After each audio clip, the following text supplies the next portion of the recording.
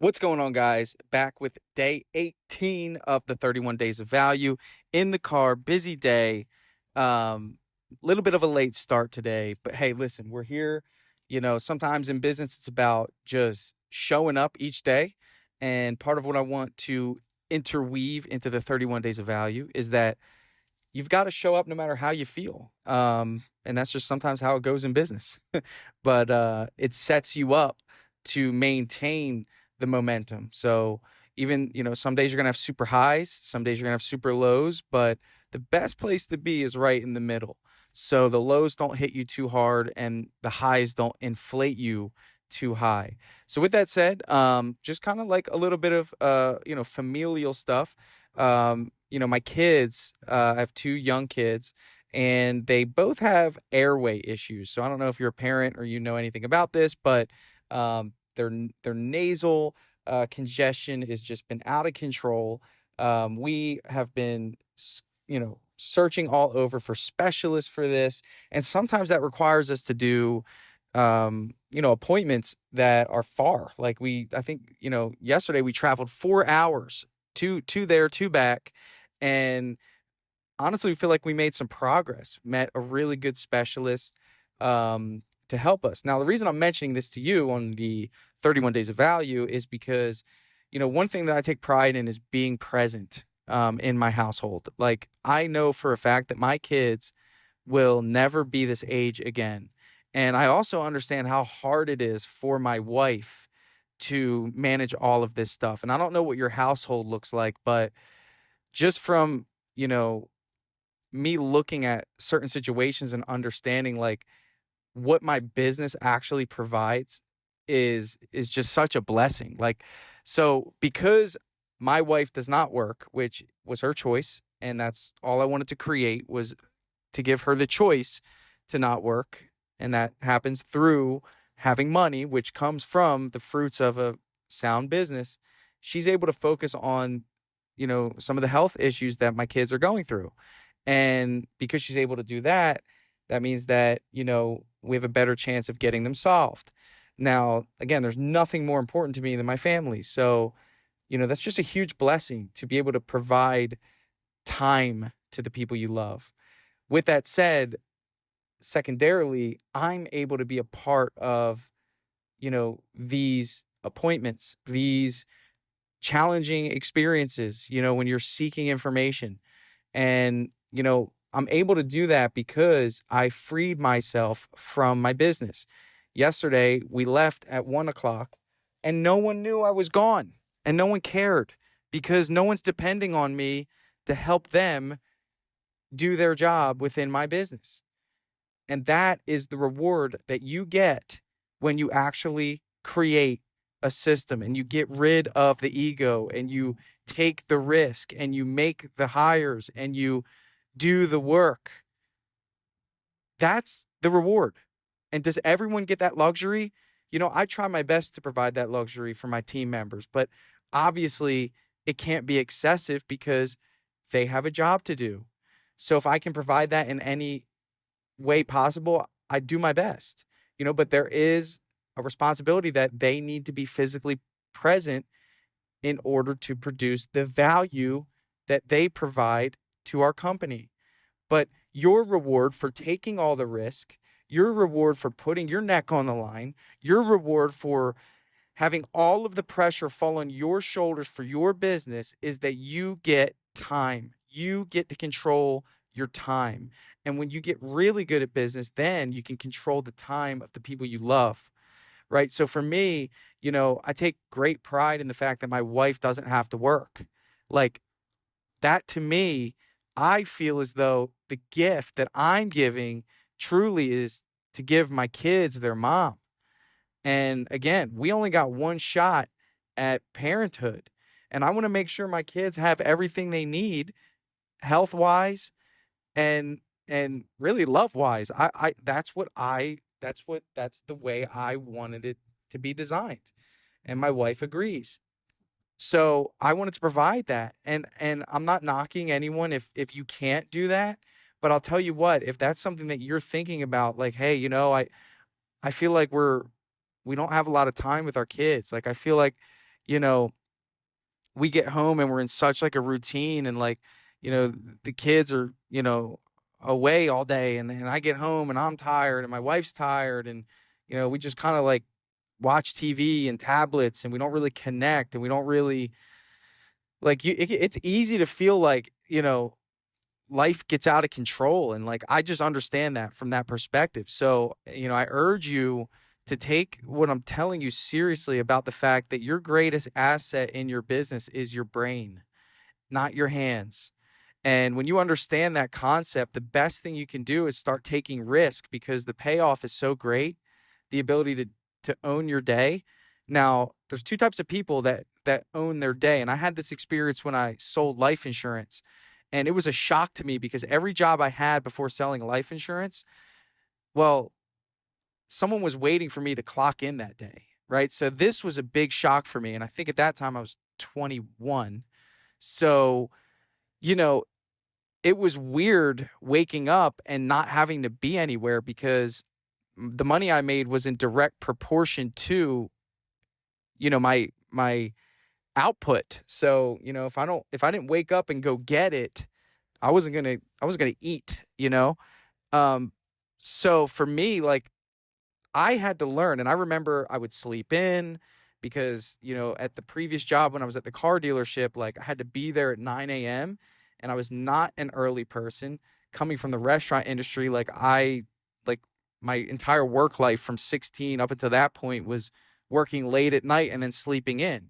So it was a hard adjustment for me to wake up early in the morning. And you might be thinking like, dude, 9 o'clock? Like, yeah, I was like late to work a lot at the car dealership. And after the car dealership, I got a job selling life insurance. So it was just up to me. And I was always okay with that pressure. It was an adjustment. So when I say that, like, there's two types of people that, when it comes to time, like, there's people that can handle that pressure of like disciplining themselves, and there's people that can't handle that pressure. And when I say can't handle that pressure, what I mean is that, like, some people need structure. Like, you need a place to go. Like, you need that. And I'm telling you, you really can't experience what I'm telling you unless you dominate time. Like, unless you're the disciplinary of your day. Unless you're the one that says, "Nah, we can't be scrolling on Instagram and Facebook right now. We've got to crank this out. We've got to knock this out. I've got to do my job costing. I've got to watch this tutorial. I've got to put together this hiring system. I've got to put together these SOPs. I've got to seek out and interview 3 marketing agencies. I've got to get my branding in order. I've got to get my customer messaging in order. I've got to get all these different things in order." Like, this is what it requires. And you've got to be really careful with distraction, because look, the stakes are high, man. Like, I can do whatever I want throughout the day and no one will notice. Okay. And there's times where you can really enjoy that, but there's also grind time. There's also grind season.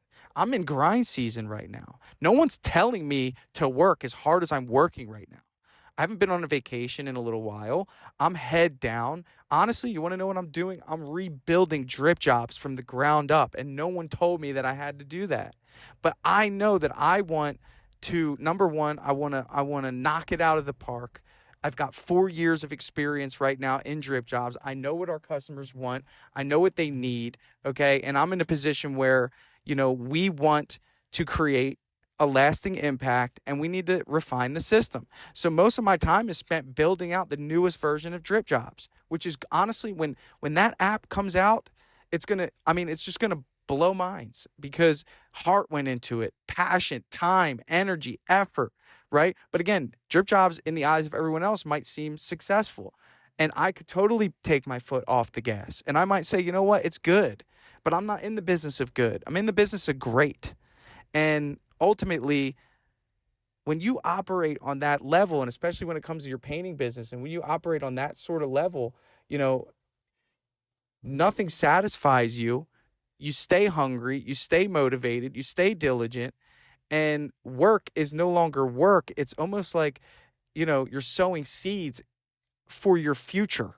So that's the way I see anytime I make refinements when no one's telling me to do it. I always operate with the mindset that If I feel like I have nothing to do, that means that I'm not looking closely at the systems enough. That means that I'm not caring enough about what's going on, because something in business, here's what I've learned. Whatever system or process you delegate to someone, there's a 99% chance that either number one, that process is broken. Number two, that process isn't being audited by someone else, right? So in other words, like, you may have a new process in your business that you delegate to a project manager to make sure that he walks around each job and hits a checklist every time. And maybe he's done 20 of those and no one's checked on the 20 checklists to make sure they were being filled out properly. So in other words, like, that's another level of delegation, is auditing delegation, right? So that's a higher level of people management. So again, like, either the process is broken. So in that example, it'd be like, okay, well, you know, he's not doing it, or he's not completing them all the way. The second level is that the process in and of itself isn't being audited properly, which means, yeah, he's doing the task, but who's making sure he's doing it right? Okay, so there's no audit process in place. Or the process can be improved, which is the third element. Okay, so that third element of the process being actually improved is one of my favorites, right? So I would look at that process and say, okay, well, this is working, but how can he get it done faster or more efficient, right? And ultimately, what am I wagering and why am I doing this? Because I want more of that free time. I want to be more present with my kids. I never want to have to be at work. I want to get to a place where I want to work, where the time that I allocate to work is spent on creating things, making things better, or putting better systems in place to propel and compound the machine that produces me more time. Like, that's what I want. So when my kid has swim class, okay, I can easily go to swim class, and it could be 12 o'clock on a Tuesday, and he's learning how to swim, and I'm there, helping if I need to, because my son, he's awesome. He's so independent, he's going to be the CEO one day, hopefully, if he wants. But, to be honest, man, like, he does not like going through the motions, so he's just a unique personality. And sometimes I need to be there during his swim class to coach him through it and be dad, So the other day, he was fighting his, swim instructor, not fighting her, but just not wanting to do it. So I had to grab him, and, we have these little pep talks, and I said, son, I need you to focus here. Right. And this is 12 o'clock on a Tuesday. And he did it. And I handed him back to the swim instructor, and he did it. And I was there for that. And I just want to know, what are you missing? What are you missing in your life, in your world, that your business is forcing you to miss? Remember, you took the risk. You're providing jobs.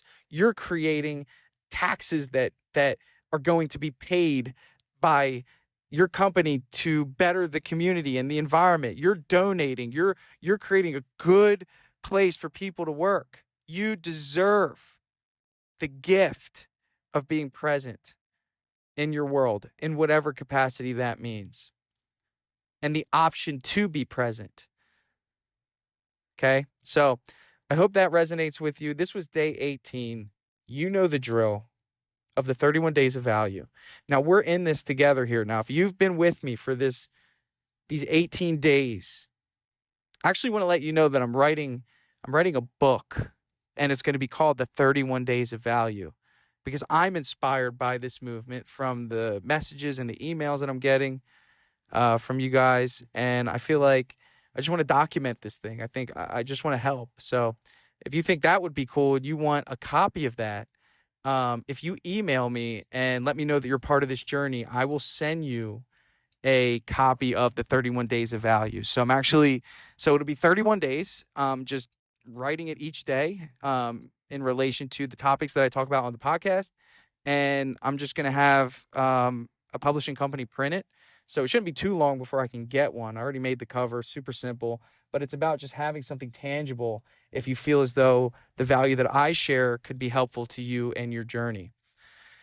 I don't do a lot of ads on here, but if you're listening to this, one of two things. If you're a new business new contracting business. Let's say you're starting your business or you're going to start your business. We have a 4-month startup program for Drip Jobs. So one of my dreams is to help new business owners. So you get 4 months of the best software, all features, 100% for free.